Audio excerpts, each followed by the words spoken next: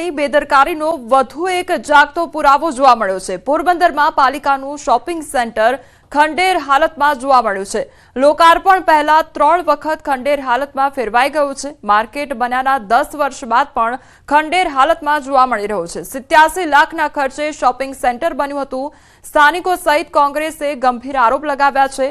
Paradise cinema નજીક બન્યું છે આ શોપિંગ સેન્ટર। એટલું જ નહીં, લોકો તેવા પણ આરોપ લગાવી રહ્યા છે કે પાલિકાની પહેલાથી ઢીલી નીતિ હતી, કેમ કે આ શોપિંગ સેન્ટર બનાવવા માટે 4 વર્ષનો સમય લાગ્યો હતો। એવો પણ આરોપ લાગ્યો છે કે સ્થાનિક નાના વેપારીઓને દૂર ખસેડી આ શોપિંગ સેન્ટર બનાવવામાં આવ્યું હતું, પરંતુ આજે પણ લોકોના નાણાંનો વેડફાટ થઈ રહ્યો છે। હવે સૌથી મોટી વાત તો એ છે કે પાલિકા કમિશનર તો કહી રહ્યા છે કે અગાઉ હરાજી કરવામાં આવી હતી, પરંતુ તેની પ્રાઇસ વધારે હોવાથી વેચાણ થયું નથી। હવે સવાલ એ થાય છે કે આવી રીતે શું 1-2 નહીં 10 વર્ષ વીતી ગયા છતાં કેમ કોઈ નિરાકરણ ન આવ્યું। હવે નવું બનેલું આ શોપિંગ સેન્ટર ખંડેર થતા તેની મરામત માટે ફરી નાણાંનો વેડફાટ થશે તો કોણ જવાબદાર? આવા અનેક સવાલો લોકો ઉઠાવી રહ્યા છે। અને એ સાર્વજનિક પ્લોટ હતો, એમાં નગરપાલિકાએ નક્કી કર્યું જે તે સમયે જે લોકોએ હવે એ બનાવી અને 80 લાખ રૂપિયાના ખર્ચે એ બન્યું હતું। એ પછી કાંઈ થયું ને એટલે 2-3 વર્ષ ગયા એટલે વળી ફરી પાછા 20 લાખનો ખર્ચો કરીને રિનોવેશન કર્યું। મારું કહેવાનું એમ છે કે આ દુકાનો બનાવી છે ને આજ લગભગ 8 થી 10 વર્ષ થઈ ગયા।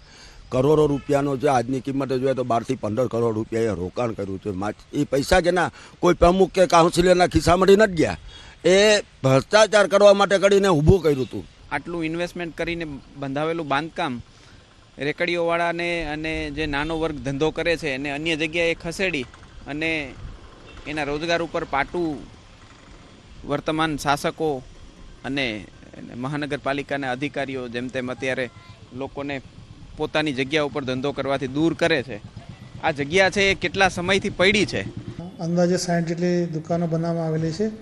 આ દુકાનો ભાડેથી આપવા માટે અગાઉ હરાજીથી 3 વખત અગાઉ પ્રયત્નો કરવામાં આવેલા છે, પરંતુ જે તે સમયે અરજદારોને એની કિંમત વધારે જણાઈ હશે, એનું અનુસંધાને સરકારશ્રીમાં દરખાસ્ત કરી અને એની જે ભાડાની રકમ છે એમાં પણ ઘટાડો કરવા માટેની મંજૂરી મેળવેલી છે અને એ આધારે હવે નવેસરથી આ દુકાનો ભાડેથી આપવા માટે હરાજીની પ્રક્રિયા હાથ ધરવાની પ્રક્રિયા આપણે સૂચના આપેલી છે, ઝડપથી કાર્યવાહી કરવામાં આવે।